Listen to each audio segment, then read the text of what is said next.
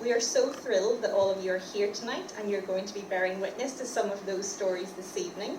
So my job is to do a few thanks for all the people who made this happen, and then I will introduce a couple of my colleagues who are going to come on and talk you through the event this evening. So Fighting Words Northern Ireland is just delighted to be supported by so many different funders who allow us to do the work that we do.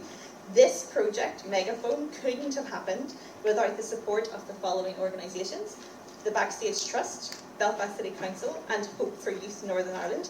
And a very quick applause for those lovely people who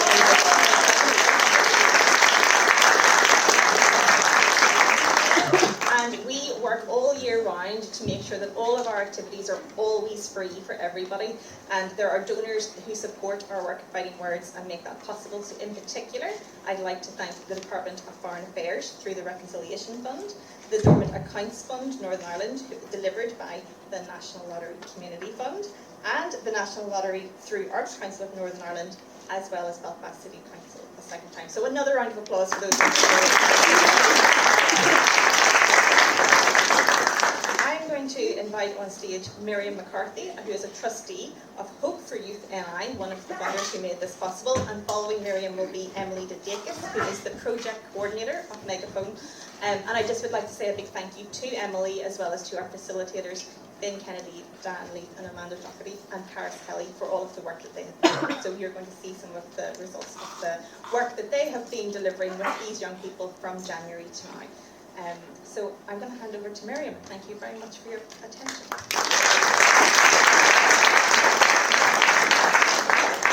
Everyone, thank you so much. I'm Miriam McCarthy. I'm one of the trustees from Hope for Youth. And at Hope for Youth, we fund local projects that allow young people to develop skills in music or drama or art or sport.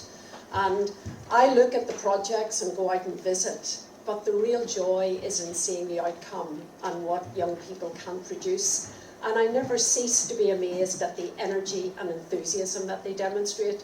So I'd like to just thank Hilary for inviting me tonight, and I'm just really excited to see what awaits us. Thank you.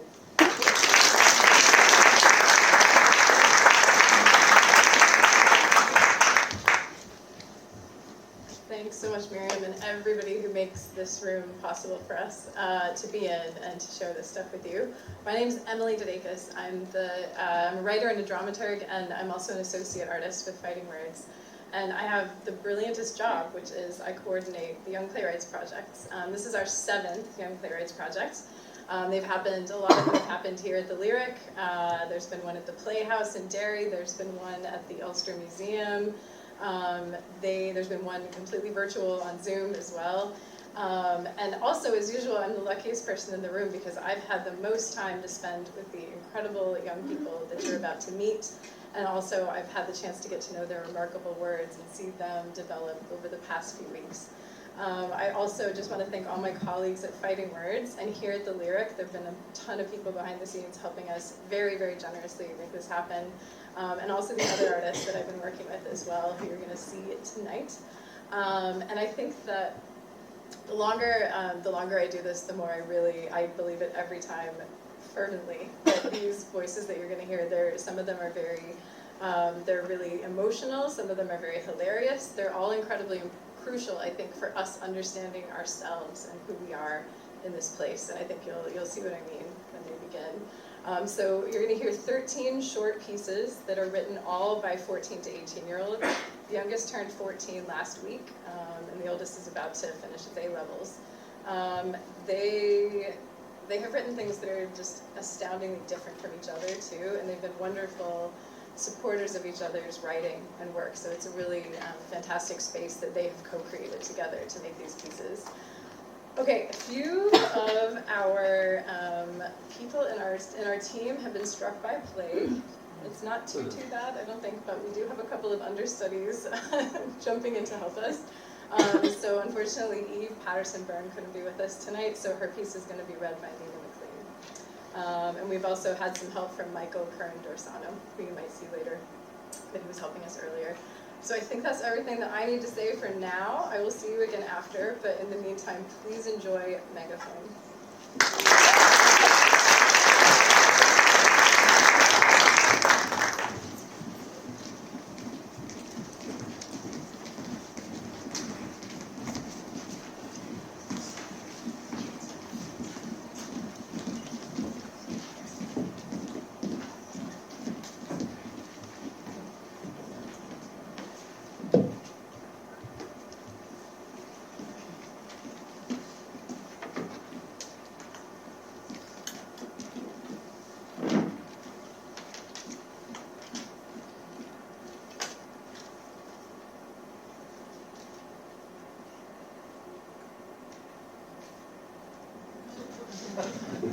Thank you, thank you. You've been wonderful so far. Now, are you ready for our next act? Yes, okay, can we get a little polite applause, a little golf applause if you will? Let's start that out about a 3. Let's build it to a 5, a 6, a 7, a 10, and we've got this place. Let's get there!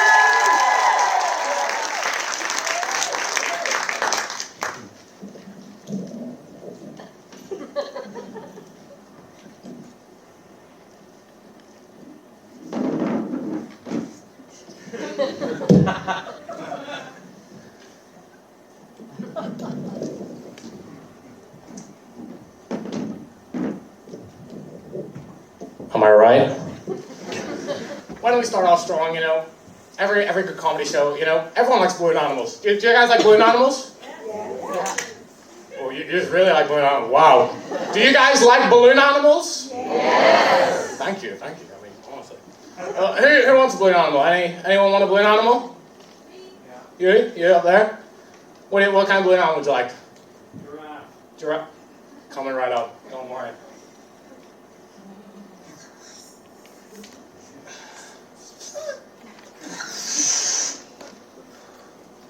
I'm asthmatic.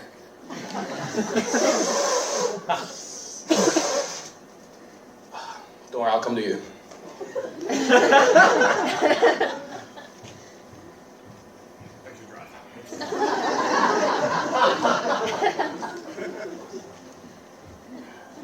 Don't worry, they'll be coming all night. Why don't we move on? You know, card tricks, a classic. You know, everyone loves card tricks, so just can't be beat. It truly is just a classic, you know, intake of any good comedy show. I mean, really, just. But like next comedy show, for sure, we will have the best card tricks. You know, we'll move.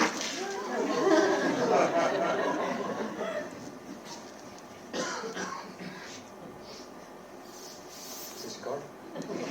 It was? Good. You know, the whole system, it's kind of, isn't it? You know, therapy's not for everyone, it's not. But you have to find what works for you. And you know, some people like to paint, maybe read, but you know, for me, I like to use comedy. I know what you're thinking, you're going, how long am I here? Does this fella have any problems? Because he says he uses comedy, but I haven't laughed once. It isn't the healthiest, you know, I know it's not, but it's what works for me. I mean, it's fitting for me wanting a career, you know, in performing. Because I mean, who's more sad than an artist? Like, that's textbook. You know, it is a struggle, you know, especially going into theatre here, because you don't have the same kind of opportunities. If you really want to, you know, put yourself to the fullest in something like musical theatre, you have to go to, you know, London or New York.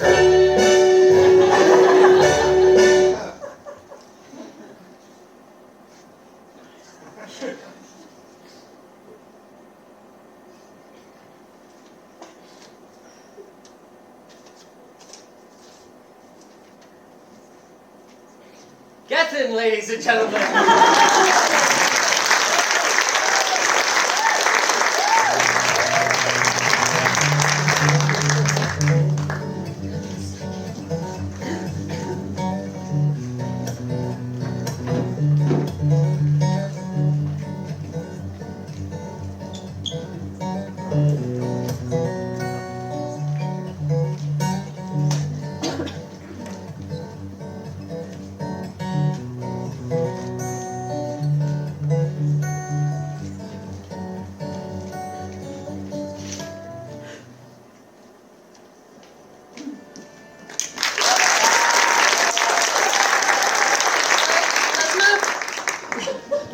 Thank you all for coming here on this very special day of days to celebrate the formation of this wonderful congregation. Today marks the day when people saw the truth for the first time and rejected the mainstream. We find salvation within ourselves and those above us. The ones who guide us on our quest to seek spiritual enlightenment in its most genuine and holy form. Let us therefore together now pray for those who come before us, seeking their guidance and divine influence in order to help us find the clarity we need to become our true selves, unburdened by our mortal confines and moral ones. Free me from my confines, dear God, save me. Dear sheep of the sky, may you guide us and bless us. Free us from these confines. As we devote ourselves to you, body and soul, allow us to transcend this earthly plane, when it is our time to join you in eternal paradise. Praise be to all those who have gone before us and are now watching over us. They're watching, guiding us to be our best selves and claim our salvation.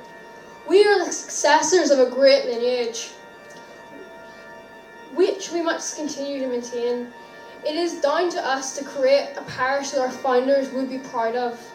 And for this reason, donations must be increased. More and more, until the expansion of our church is finished. And finally, I have the glory that I am owed. Until this expansion,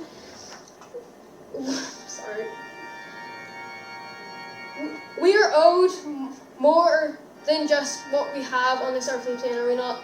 We deserve more luxury than just what we are promised in above. Listen when I say it is our time. It is our time. It is coming soon. We will claim our rewards for our devotion. Some of us more than others. So now it is when you must fortify your faith. They will sense it. Any wavering in your devotion. They will know everything. They know everything. They will come. Thus, if you have any reservations about your faith, it will not lead you to your salvation. We are to become great, and we can only do this when we are unified as one. For this reason, I'm opening my door to you at any time for a small fee. We will get through any reservations you have together, so please do not have any fear in sharing your doubts with me. I will help you overcome these fears permanently. So please do talk to me, no matter how big or how small your questions are. I am always happy to answer. I love you all as if you were my own herd. And truly, that is what we are, one peaceful, loving herd. We all want what is best for each other. Loyalty, that is what is most important in a herd after all. Nobody goes against the herd and doesn't leave without a few bruises. I am the pillar which holds up this church. I am the one who will gain you your salvation. My words are the ones that you live by. My words are the ones that you die by. No, I am who you've devoted yourselves to. I should be. No. I am what is most important to you. You have given everything to me, and for what? What have you gained from this? You're all idiots. You think you're so important, but you're not. I have given you purpose in life. I have freed you from your mundane lives. I have given you a community which loves and cares for you. I am your God. You worship me. You are precious, precious little sheep. They are coming. You don't understand. You are precious, simple-minded sheep. There is no escape. They are always here, looming. I have to go. I have to get away. I have to get out. No. I am not like you. I am destined for more. I will not let you hold me back. I deserve my salvation. They will lift me up. I am one of them.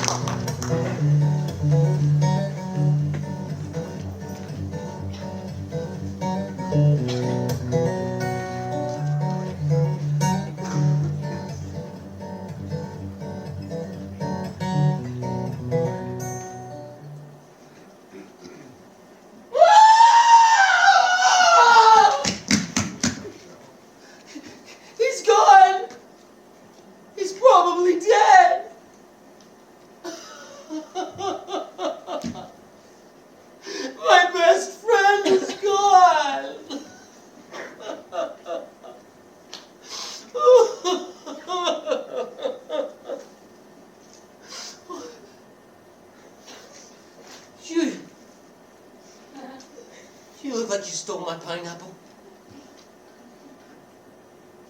Hang on a wee second.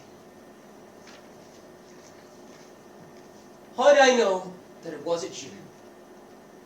Me? How dare you accuse me? Out of all these people, you choose to accuse me. Oh yes. I don't know where you were this morning. I was at work. Work?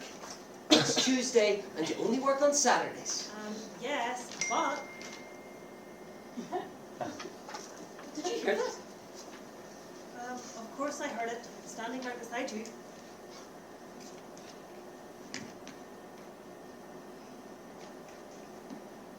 What is that? What do I look like to you, Miss Know-It-all? I don't know what that is.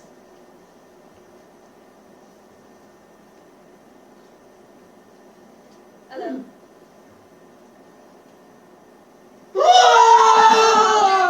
Okay, calm down. Are you my pineapple? Yeah. But you look so... Different? Yeah. Things change now. Wait, pineapples can change. Yeah, they change when they're right. You bought me when I wasn't right, so I was green. But now, I'm all grown up and can make my own decisions. Isn't that right? Hang on a second. So pineapples change depending on their age and what time of year it is? Pretty much, yeah. Fascinating. Yeah, it's pretty good how things can change at the snap of a finger. Yeah. That's pretty cool. Yeah, I know, right? Anyways, I'm gonna go before the sun goes down. I need a sunbathe to keep my gorgeous yellow colour. Isn't that right, everybody? Yes.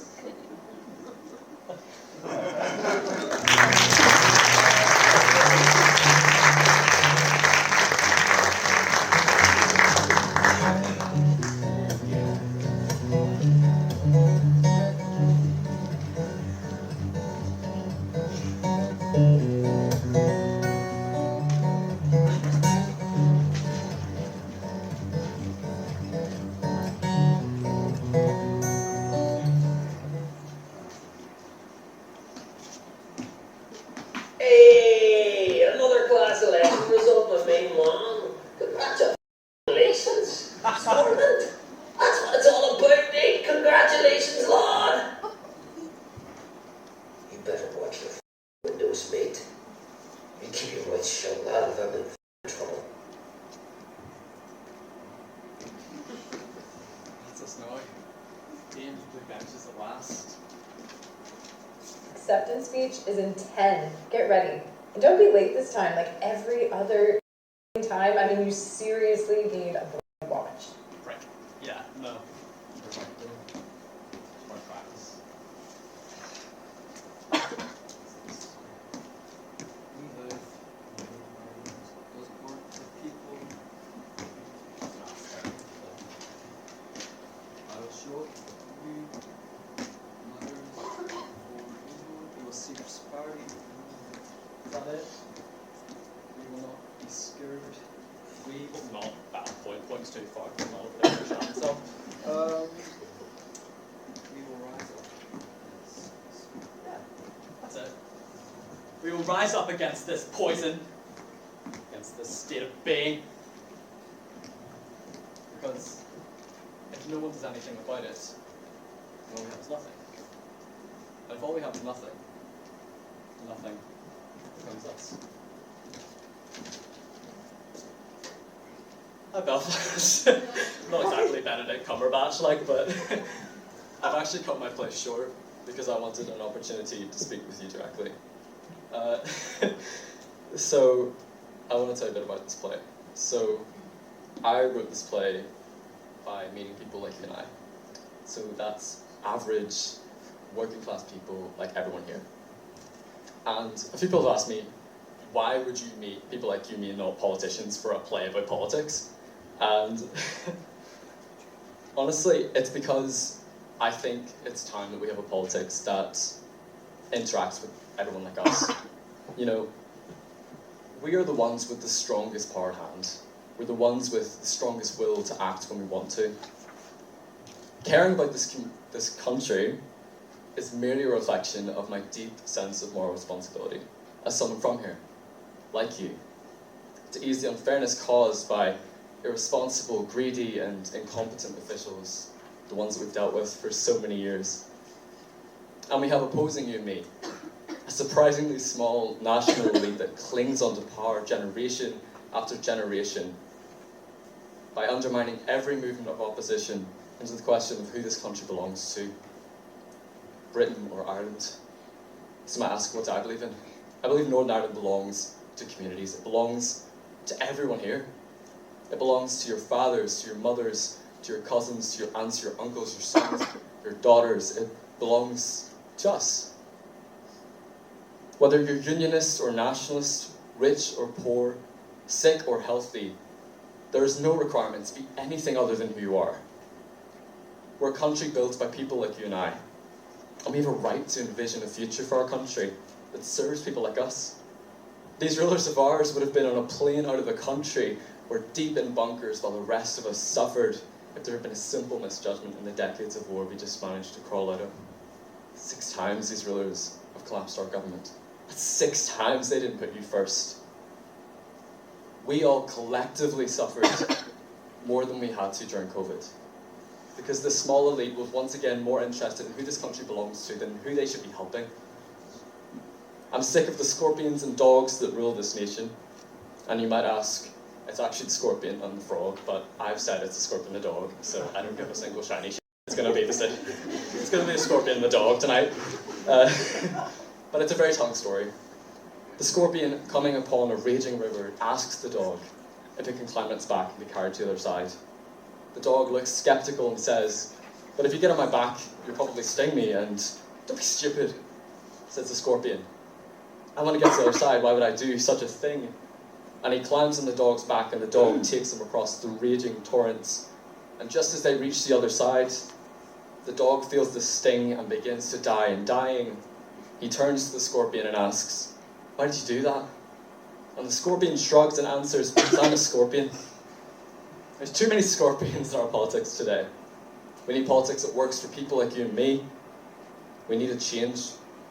But that change won't happen by itself. We need to create it. We need to choose it.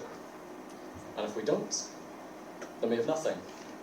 And if we have nothing for long enough, then nothing becomes us. Thank you, Belfast.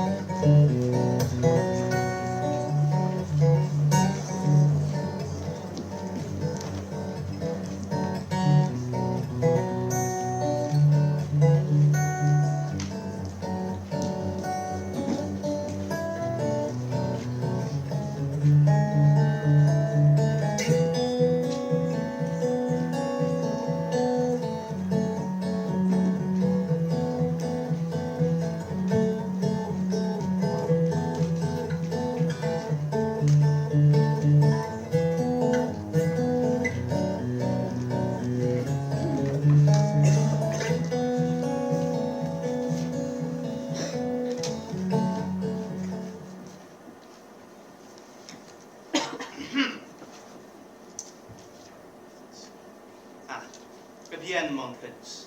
Je n'ai l'occasion ne sont plus que les appendages des states de la famille Bonaparte. Well, good evening, good evening. Je vous fais peur. Sit down and tell me all about it. Oh, my apologies. Was I interrupting you? Accept my sincerest pardons. The matter simply is that I enjoy to read excerpts of my passages to myself from time to time. It amuses me. And I may well reap as much amusement from myself as I possibly can as of late, since a certain someone no longer finds delight in reading. However, I try not to weep. Nothing relieves one like tears, and I am in no mood for relief. Though it would be fully within my right to cry, since he and I have been attached at the hip for coming on a year now, till this summer began. And I mean that quite literally. I've had nary a single respite before I'm stuck into that cramped master bed of his. Oh, it was revolting. In the quiet, strange world of a bag that cost by 1,001 granola bars. I swear, I've not yet rid myself of all the crumbs. Some bags are given specialized pouches to travel in. How ardently I pleaded for one. And of course, I always get my way, so it wasn't long before he made purchase. It only took the best years of my life, and a canister of Coca-Cola exploding all over me after being jostled around for 3 hours. It was regrettably not silk, like I had hoped, but I suppose leather sufficed. Oh, but I fear I've seen the last of the old carriage now. How I miss our travels together. He took me everywhere with him, constantly annotating and revising me. He simply could not put me down, not even during his Christmas dinner party with his family. He sat there the entire time, poring over me and stuffing his face with bread like some wild boar, while everyone else laughed and played. Eventually, a bottle of fizzy drink was knocked over and spilled onto me. I have such a terrible track record with their kind. I screamed, of course, or at least I would have if I had vocal cords. Fortunately, he screamed for me. He made quite the scene. Oh, I hadn't had that much fun since the Great Comet of 1812. Shall I tell you of the day we first met, in that dingy corner bookstore that I was so grateful to be lifted from? Though I'm not sure he shared the same sentiments. I tell you, he scowled at me upon picking me up. Though I felt I could elicit some fondness from him still, I shared a shelf with the Pride and Prejudice novel. You know how it is. Upon reflection, it was a terribly organized bookstore. Oh, what a life we lived together. I know he loved me so dearly, else he would not have made so many annotations to me, nor would he have written so many essays of which I was the subject. Sure, it's no sonnet, but is it truly so dissimilar? That all ended the moment summer struck and that loathsome, licentious impulse purchase, the deigned cults of a book, robbed me of his affection. I was replaced on a whim, and is there anything more devastating than to be resigned to the shelf with the rest of you? Once he attempted to bring me with him on a family vacation to the south of Ireland, but after I had remained dormant and untouched in the suitcase the whole time, I was denied further ventures. A life lost to a layman's Bronte, who contains within itself less substance than a sticker book. I swear, there's nothing but illustration within that pink paperback it has. Yes, I'm aware of the hypocrisy. Thank you. I despise books who are over-illustrated. Can there be anything more distracting to a book's true story than a pretty picture? One of these days, I fear he'll completely abandon me. Take me the curved truck to shrivel up and die for the whole world to see. Everything ends in death. Everything. Death is terrible.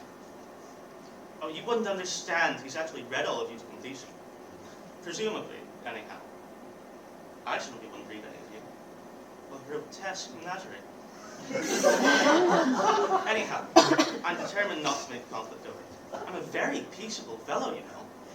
I, at least, have the good grace to remember the themes of my story. The futility of war, family, love, loyalty. I content myself in knowing his jilting of me shall come back to bite him. By the time she starts up again, he's due to have a full essay on the character of Pierre Boucicaut, written and emailed.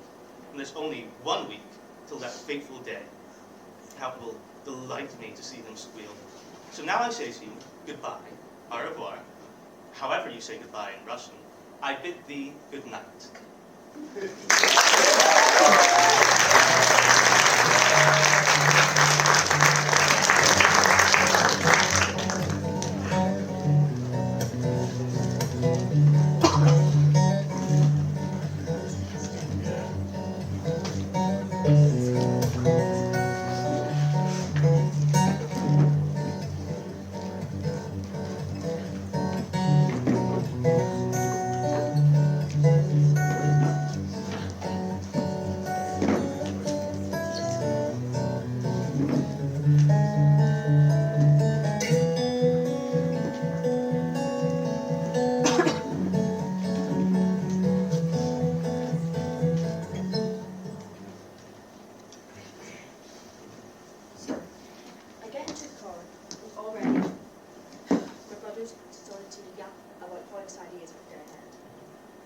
sit and wonder how can one person have so much energy this early? How can one person be so excited for school? And how can my mum find this person so interesting? He babbles on and on about all the things he's looking forward to. Seeing his friends playing football at lunch, and mum sits there listening and nodding enthusiastically, while I have my head pinned up against the car window, screaming, "Let me out." In order to simply survive, I zone out. Then I hear something I cannot ignore. He says, wait for this, that he loves maths.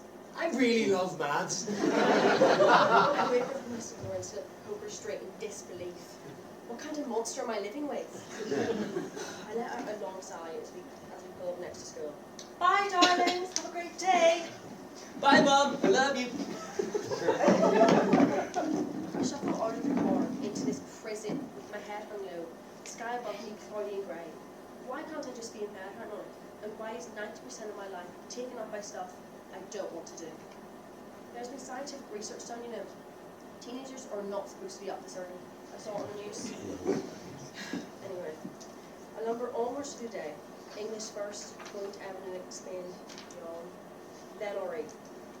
We will be answering past paper questions today. No, Miles, just let me live. By the time lunch comes around, I'm sitting with my friends, eating banana, and I have to admit, I'm feeling a teensy bit better Friday. Has something changed in the atmosphere of makeup? Is that oxygen I'm getting? And maybe, just maybe, because next isn't French biology. Next on the timetable is double games, aka 2 hours of pure hockey. Now, I know a lot of girls my age. This is the part of the week where they suddenly are taken down by a rare illness and have to lie down immediately. Doctors and orthodontists must be simply jammers during game periods, by the way, because the number of emergency appointments coming out of the woodworks and exit notes and scraggly handwriting being produced has to be seen as believed. But not for me. If I could give them a voucher to volunteer to take this class for each and every one of these exercise videos, believe me, I would. It's as if the world has suddenly shifted on its axis. The sun has even come out, the clouds clearing to reveal a bright blue sky. I start to warm up, my mood building with excitement. I've been waiting for this feeling all day, and finally it has arrived. Shin pads, mouthguard stick, here I come. Running to the pitch, bursting with anticipation to get started like Kate Taylor going into battle. We get told we're going to play a match today. Can this get any better? Joy, warmth, and ambition flood through me as I get into position. The whistle blows, here we go. I get a burst of energy and sprint towards the ball.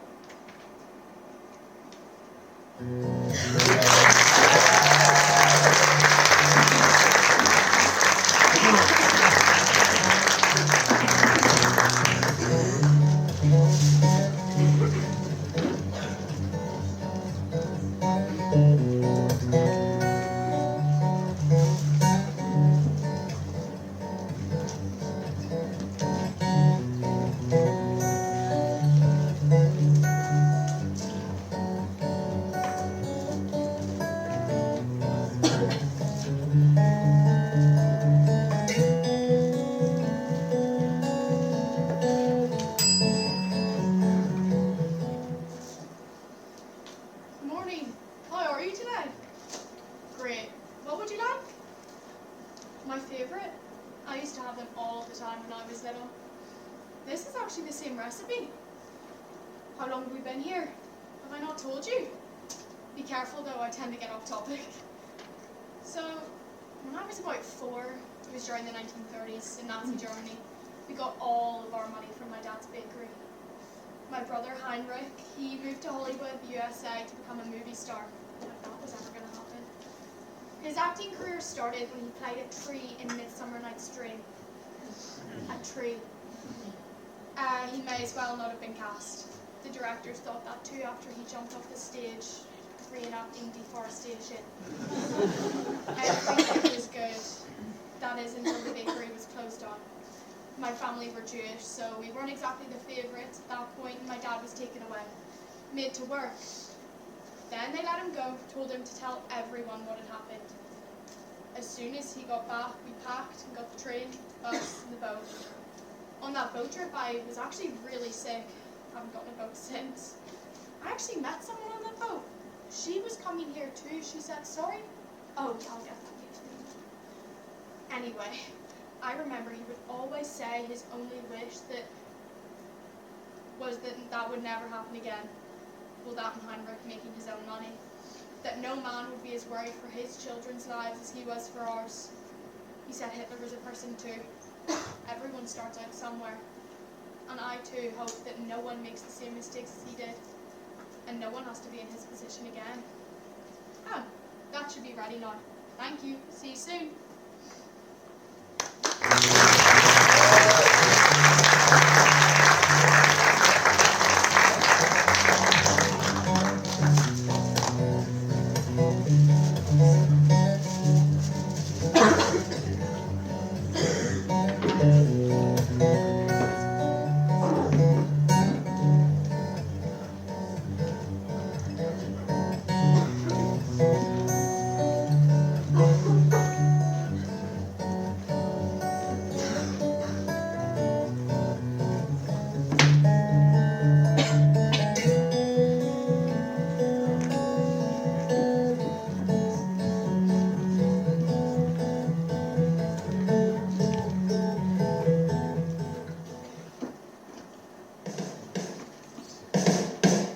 Yeah, thank you, President. I'll see you later.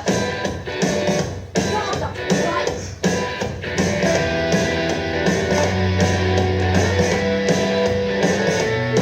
I can't sleep, dry eyes wide open,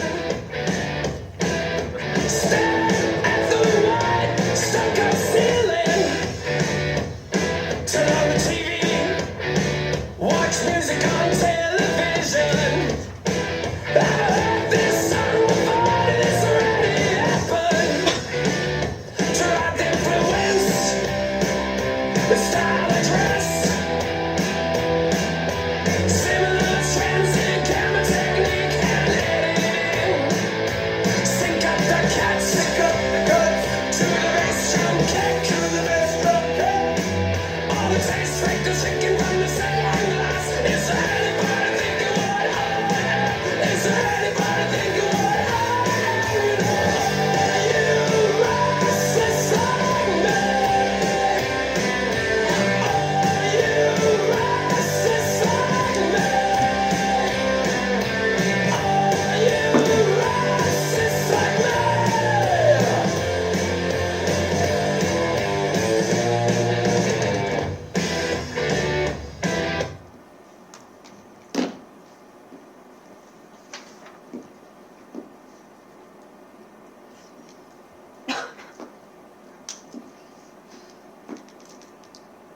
Yeehaw. Yeehaw. Yeehaw. This isn't a costume party. This is the Wild West. Take this seriously. I just need to get in the mood. Repeat after me. I am brave. I am brave. I am loved. I am loved. I am needed. I am powerful.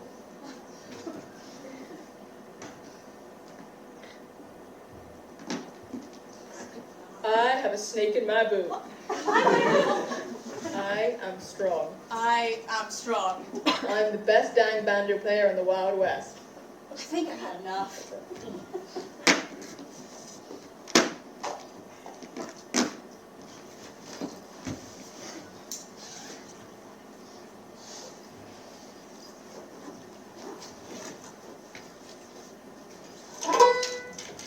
Now this always gets me in the mood.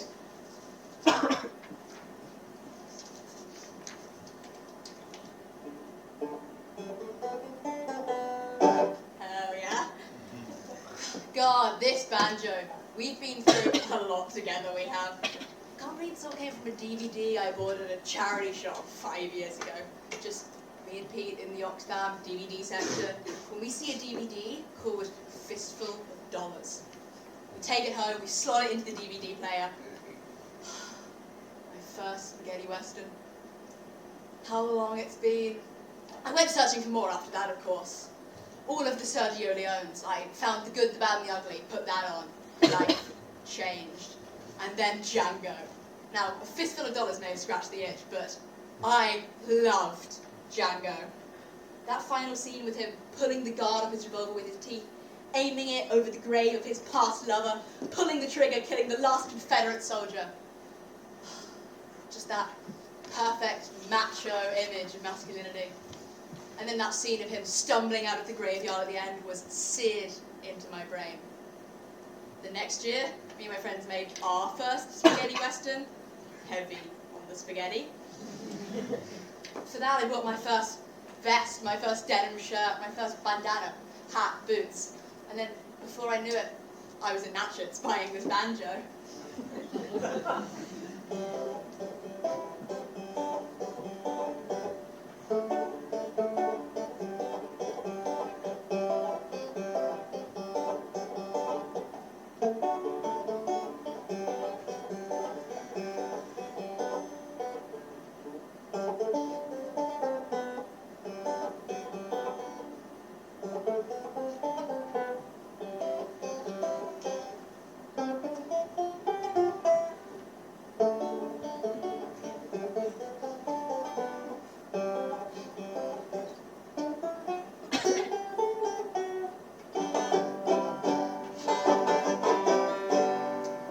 God, to think, just a couple of weeks.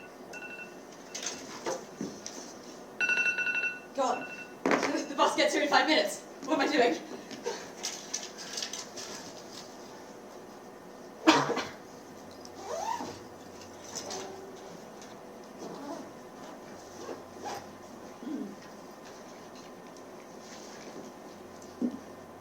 One more time.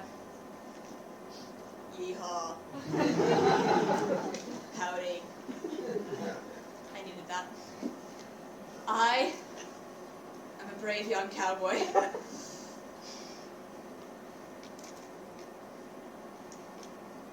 Well, it's not like I'm ever coming back here. Deep breath.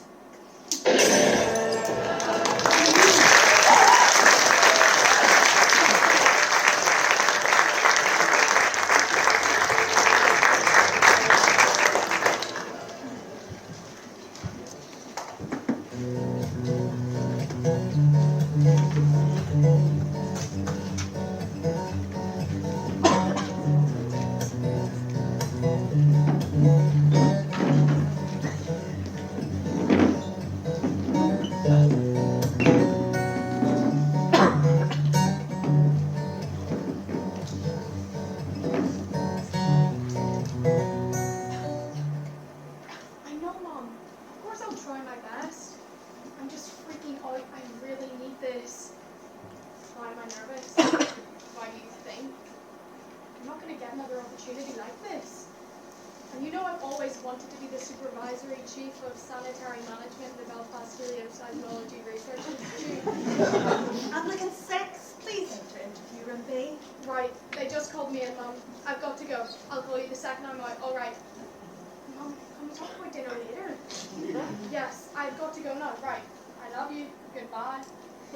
Bye. It's fine. It's fine. You're qualified. You're protected. Again, applicant 6, please enter interview room B.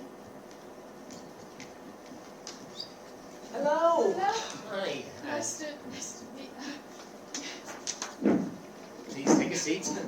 Lovely to meet you. you too. Ooh, impressive reference. Seems like you left a good impression on Gordon Hall. Thank you. So why do you want to work with us at the Belfast Helioseismology Research Institute? Oh, well, it's been a dream of mine since I was a little girl, you know.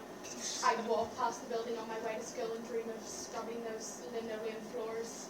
Oh, and I have an indescribable need to further my knowledge in the ins and outs of this fabulous course. Your work is world renowned and I think I'd make a great asset to it. Oh my god. I'm so sorry, that was my sister. I said I'd call her after the interview. You know, your phone should really be on silent. But anyway, what skills and qualities would you offer us if accepted? I'm kind. I'm hardworking. You know, I actually get told I'm an empath quite a lot. Usually by my mom, though. But I think that still counts.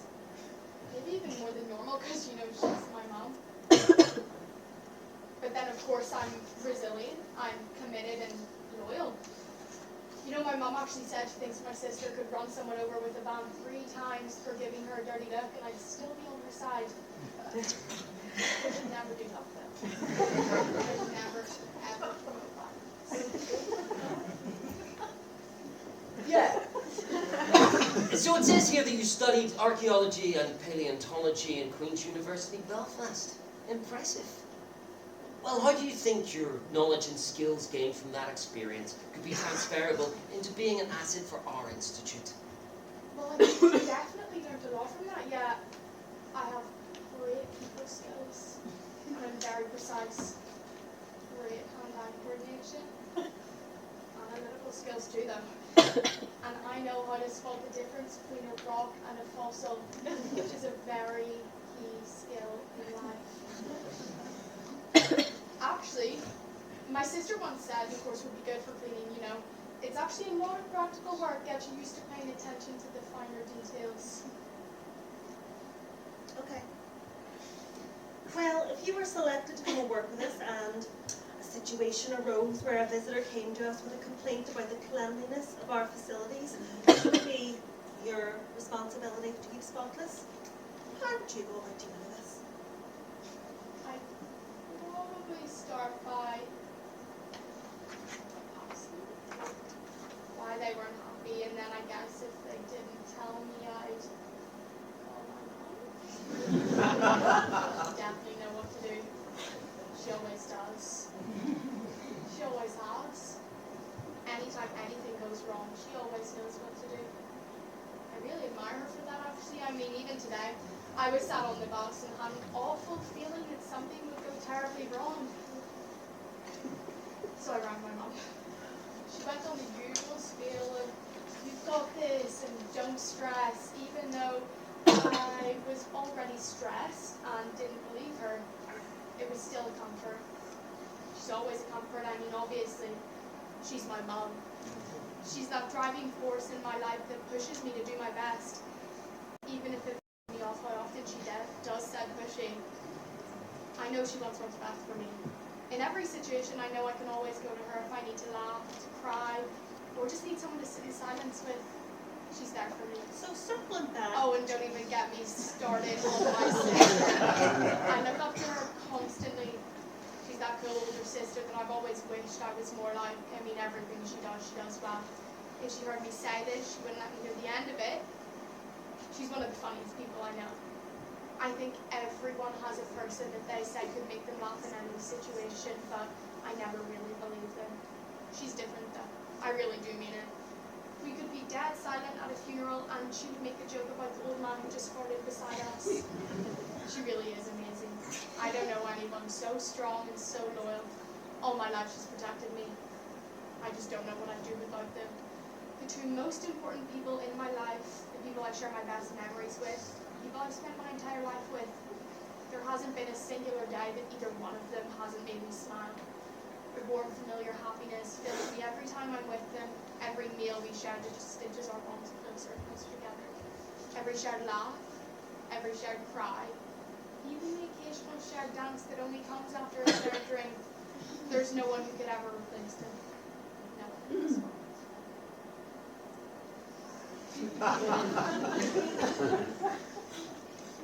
Wow. That was beautiful. I don't really care about them. They really care about you. I don't know what to say. I mean, you seem to be... We'll be in touch.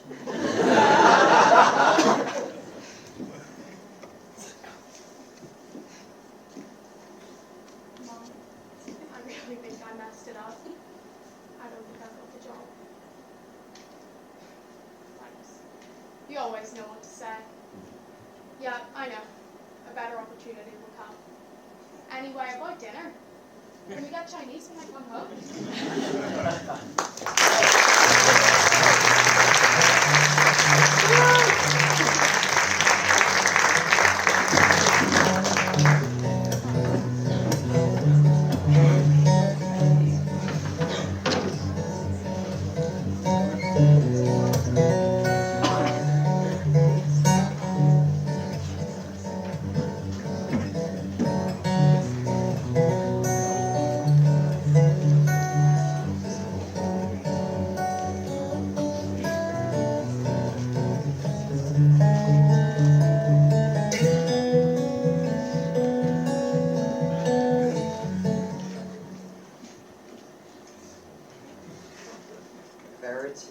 There it was, the last one. I felt sweat trickle down my forehead, and my heart pounded as I stood in the aisle. Finally, just ahead, I see it.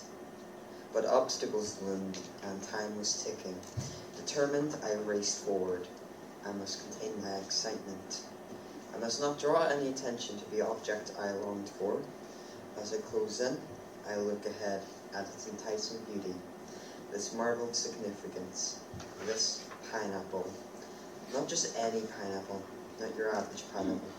This pineapple is grown from the tropical island of Costa Rica, famously exceeding all other pineapples anywhere else in the world, with its unmatched flavor. I passed the slow-moving carts and crying toddlers of anticipated happiness.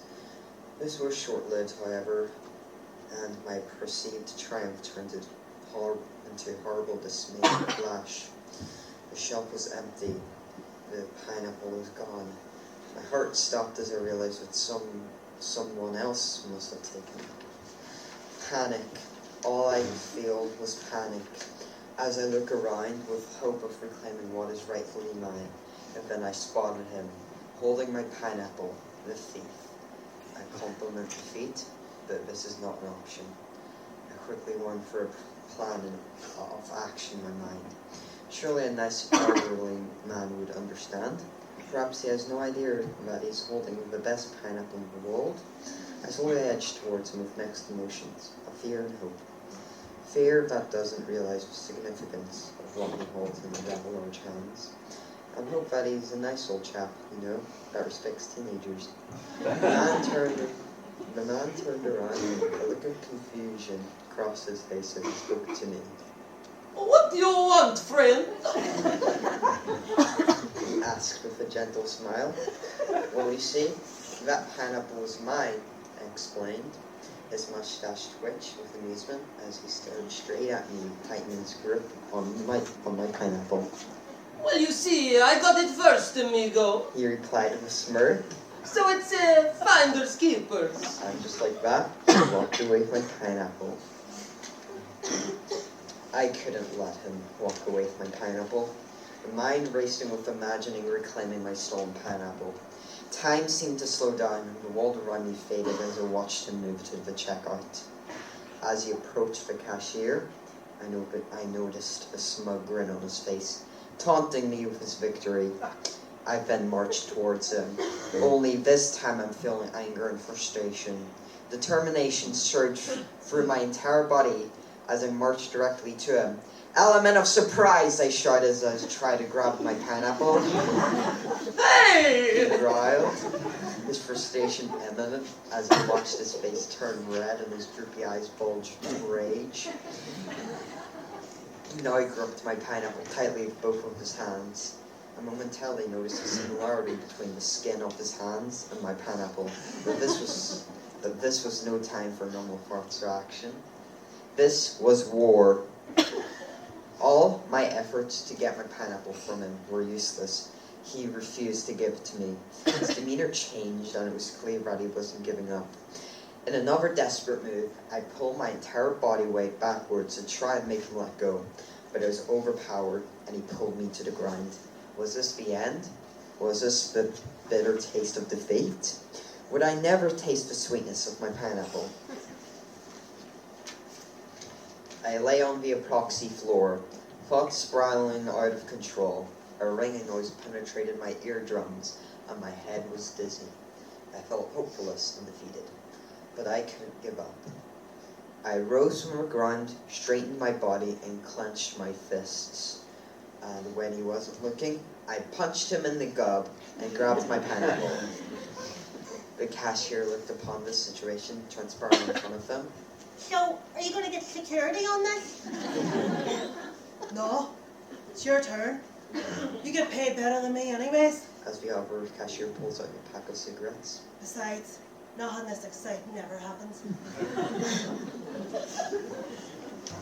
I eventually make a run towards the end of the store to the self-checkout area.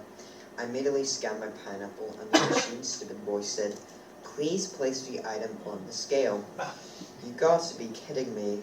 No wonder all adults despise these stupid machines. Their purpose is to speed up customer checkout, and they do the exact opposite. I placed my pineapple on the scale. Item not recognized. Assistance will be here shortly. The screen flashed. No, wait, should I muttered. And I tried the same process again in hope of a better outcome. Stupidly, I know, but this was hardly a concern of mine today. I placed the pineapple on the scale, pressed the pay now button again. My heart rate quickened and sweat dripped down my face as I nervously looked around. Add a tip. I pressed my index finger on the not today button. I then insert my card with my shaking hand and I hover my card over the payment device. Transaction failed. Insert pin. Crap, I said out loud. Gotta insert the pin. Think. Transaction successful. Thank you for shopping at Tesco. Finally, it was truly mine. I felt my tension leave my body. I began to relax, and a smile beamed across my victorious face. You did it. You got what was rightfully yours. I wondered if it would even taste even nicer. And just then... Hello, ladro! I completely freeze. No, it can't be. He pushed me aside and grabbed my pineapple. You know, amigo, you know what's better than a fresh Costa Rican pineapple? No, I stuttered. A free, fresh Costa Rica pineapple! He chuckles and slowly jogs away. Hey, I shout. He stops and looks back.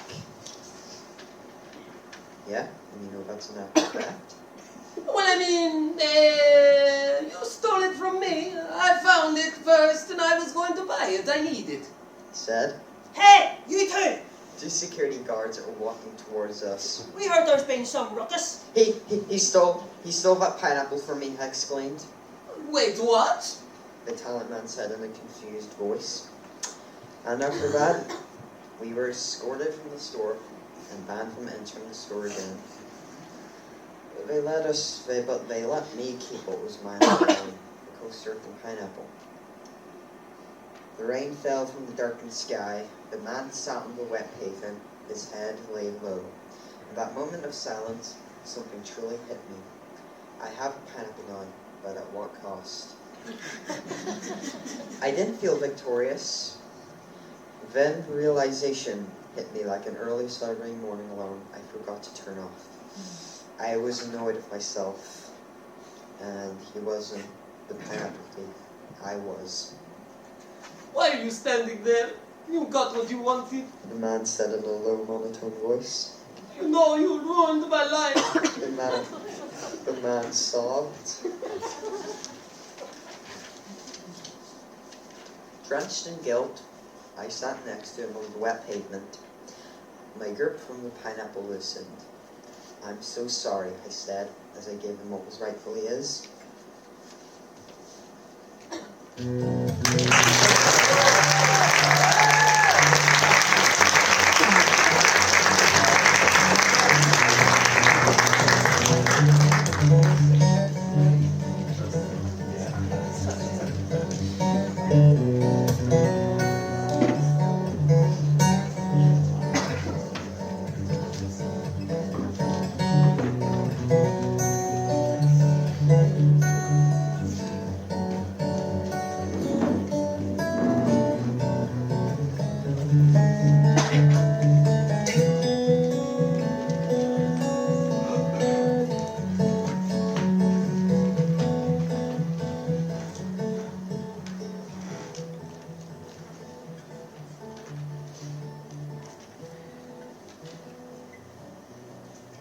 Mate, could you put that mic on properly? I'm scratching myself silly with this on my chest.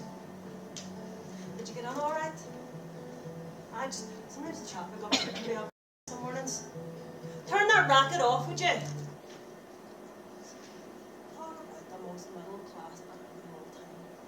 Listen to my pump for rich dads. So, do you want me to start now? Just look into the camera here. Okay.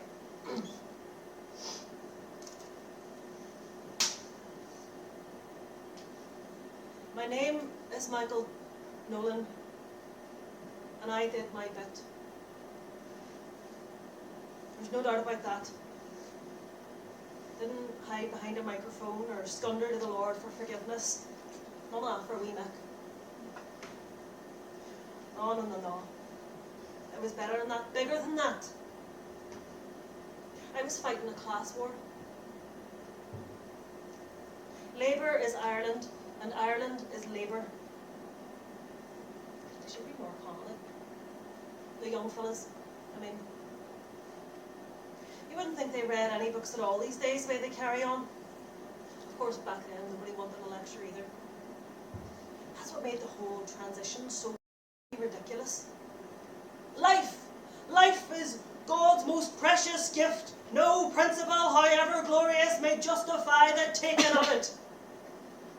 Well, if life is so holy, divine, crystalline, precious, then why am I still here? To be fair, at least I'm living. Back then I was really living. Nothing to fear and nothing to be content about either. You always got more with a gun in your hand. I'm the only one left.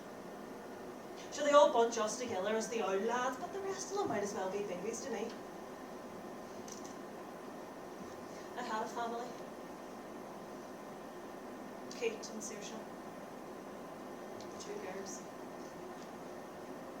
But that was a long time ago. A lifetime. I was good to them, I can say that for certain.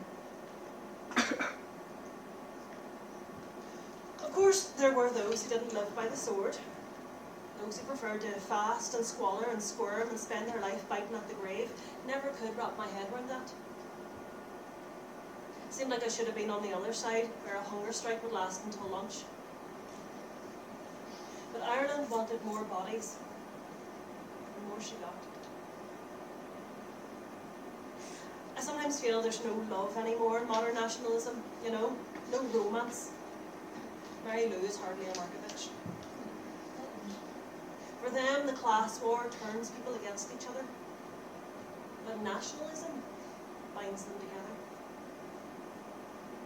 Today it's all algorithms, paradigm shifts and numbers. You know, it's all mental. There's nothing tangible. It's all bloody relative. Half the time you don't know what poxy phrases they're saying. Everything's secret. Hidden behind suits and lawyers and city offices. We're all company men now.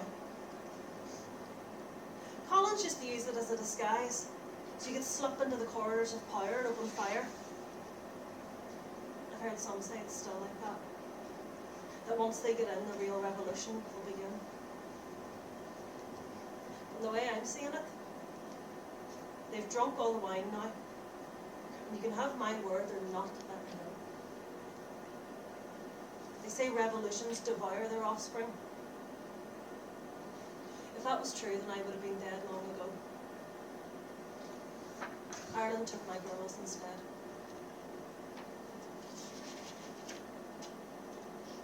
Once there was a time when it was real. A dream so real you could see it and love it. It lived only in the chaos and was gone when it was peace. Well, in any case, I'm going. I'll stay here. It's swallowing me up neck high, and I have given my pound of flesh 10 times over. I supplied it with plenty. It took my Kate, and it took my freedom. We knew what we were doing, though. And at that crucial moment, looking over the precipice, we knew ourselves.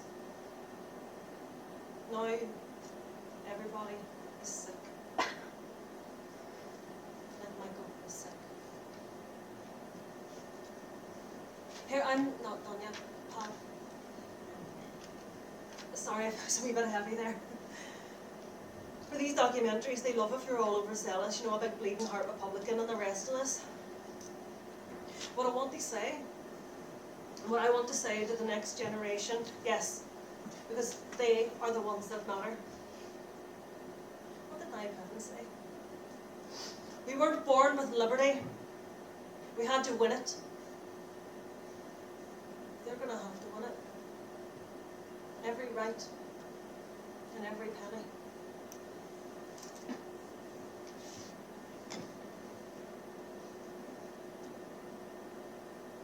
What makes Ireland great is people.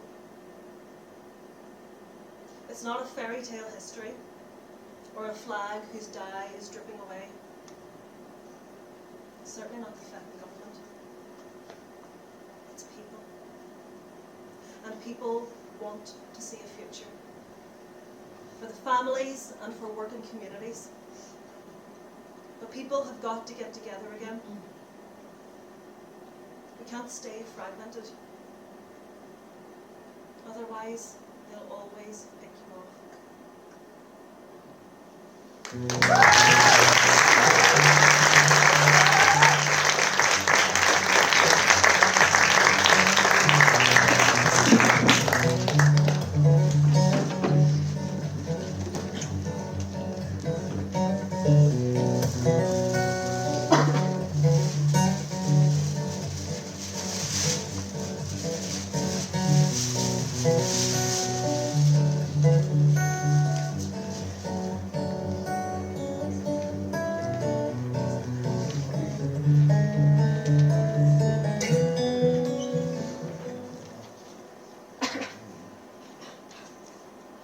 A man walks into the bakery at 9 a.m.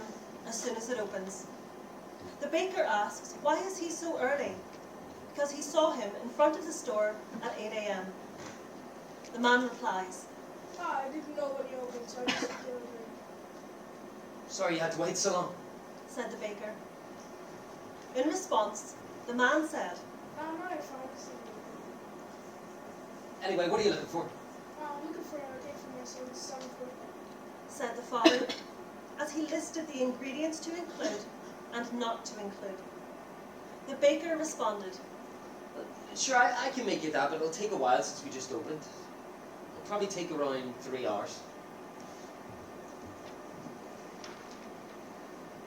I had to make it to that party. I had to.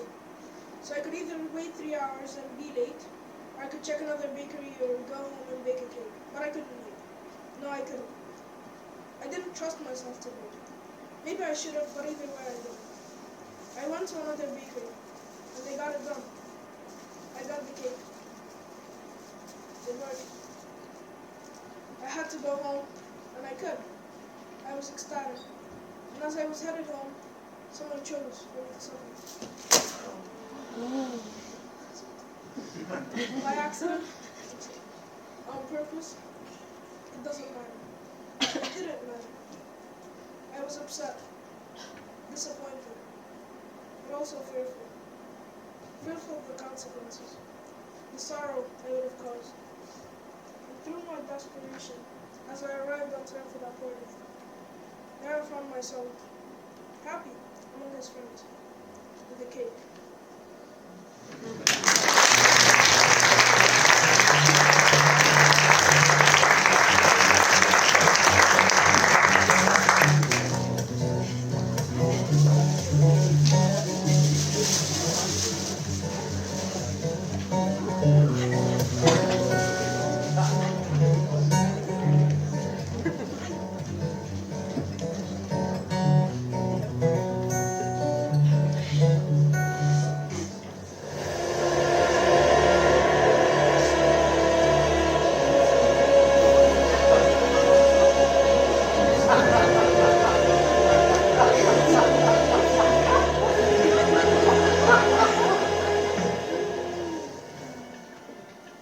I'm so tired. So very tired.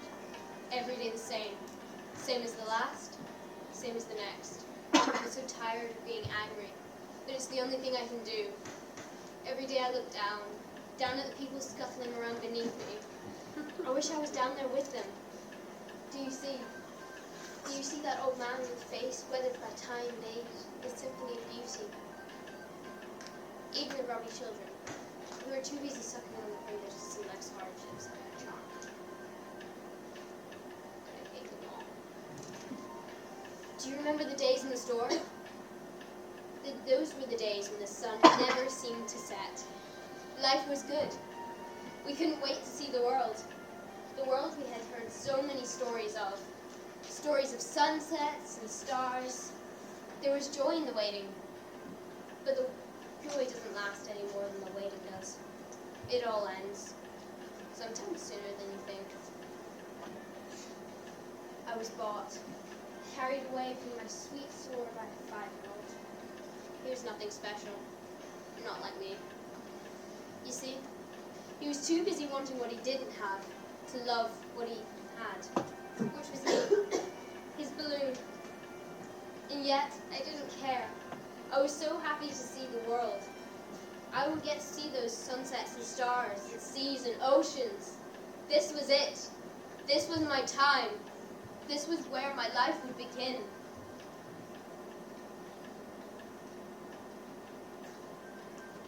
I still vividly remember the pitiful moment when I slipped from his sausage-like fingers, floated from his grasp. I can still taste the rage and disgust, and maybe even the disappointment that trailed along behind it in the background. It was just like that. I slipped away from everything I lived for, fluttered up to my doom, my death sentence. And the worst bit was, the world was waiting, just close enough for me to hear it breathe. Curse my helium, I never saw the stars.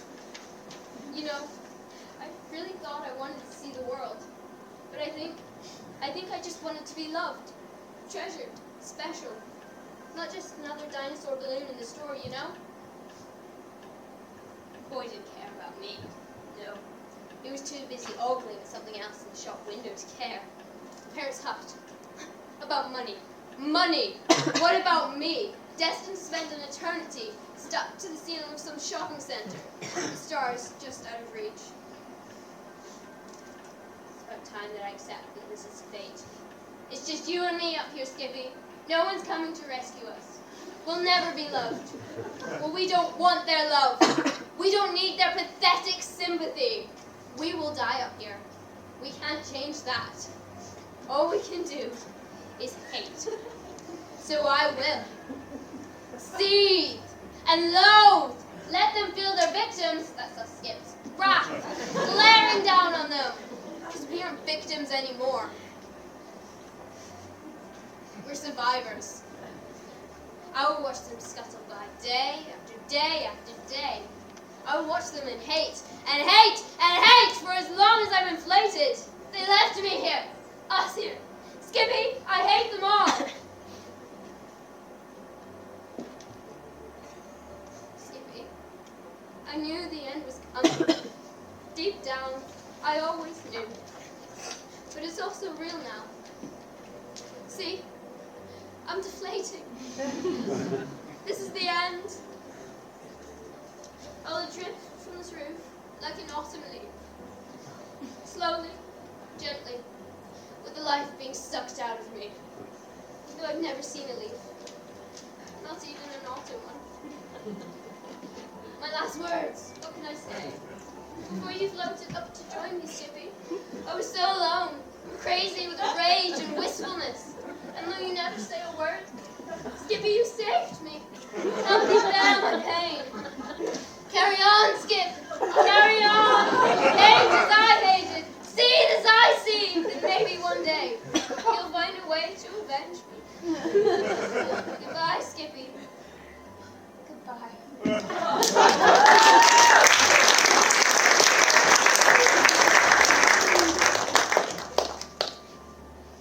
Really hard for me when Winston deflated. His last words were, hate, seethe. I just felt like that. I don't seethe. I dream. Dream about the stars, what they might look like. Wonder. Imagine. How red can the sky burn in the sunrise? It was really painful watching Winston's descent into bitter hate. But really, it was him who was in more pain. Much, much more pain. Either that or he was a bit overdramatic.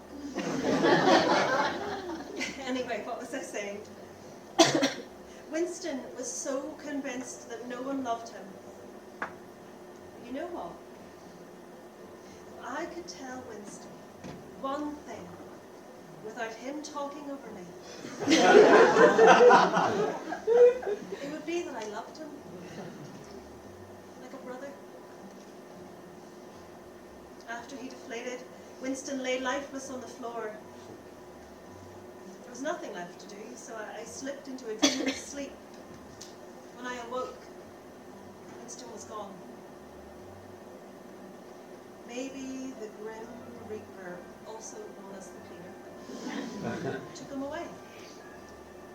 Maybe Winston was rescued by a child and gets a second shot at life in which he realizes humans aren't all that bad after all.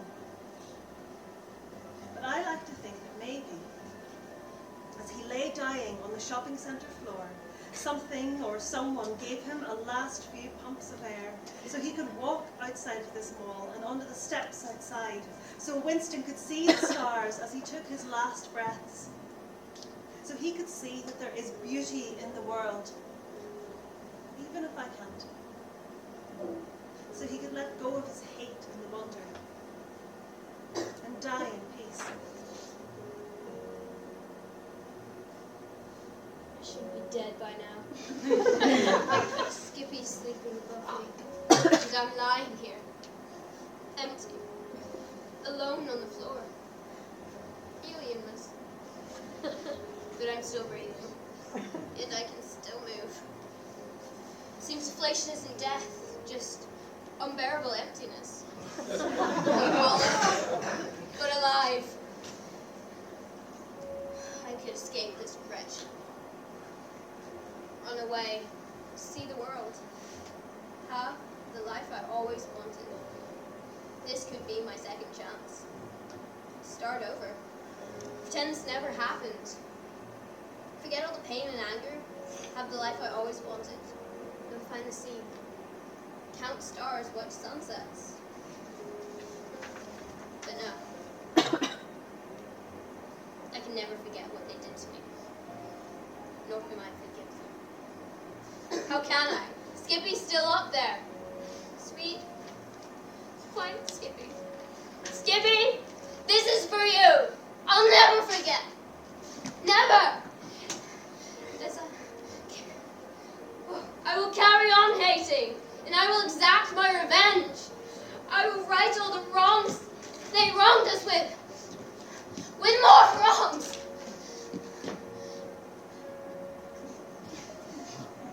Vengeance is coming. Beware. So next time your child lets go of their balloon, you'll know who gives them the nightmares that wake up screaming for. Next time you value money over all else, you know who puts salt in your tea and spits on your toothbrush. You know who. I don't know how I do it, but I will. For Skippy.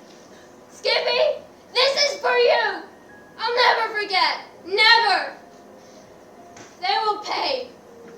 And when you drift down to die, know that I avenged you. You will do so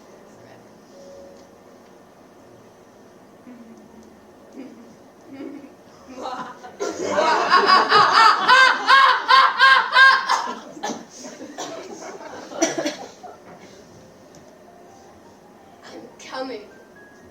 One step at a time.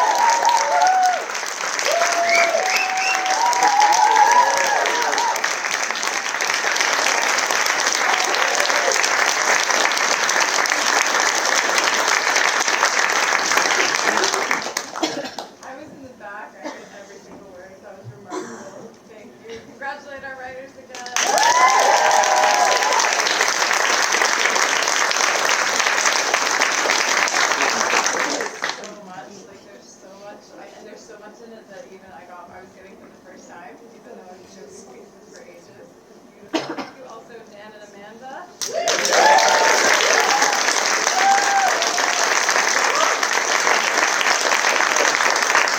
Our director, who's doing about 17 jobs.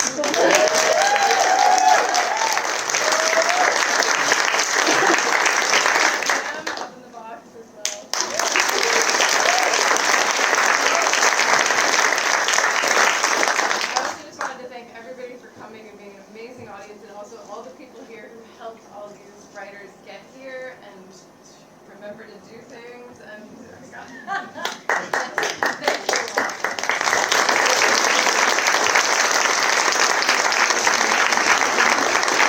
I'm joking, they're incredibly dedicated and they've been absolutely fabulous to spend time with. I'm so grateful. We would also be grateful if you let us know what you thought of the plays. We've got comment cards outside, and actually it's wonderful for us to share with them the impact that their words had, but it also helps us do these projects again in the future to know what they meant to you. Also, if you're able to donate, you're welcome to do that outside or by scanning your program. We thanked a lot of people by name in the program too, so please read those.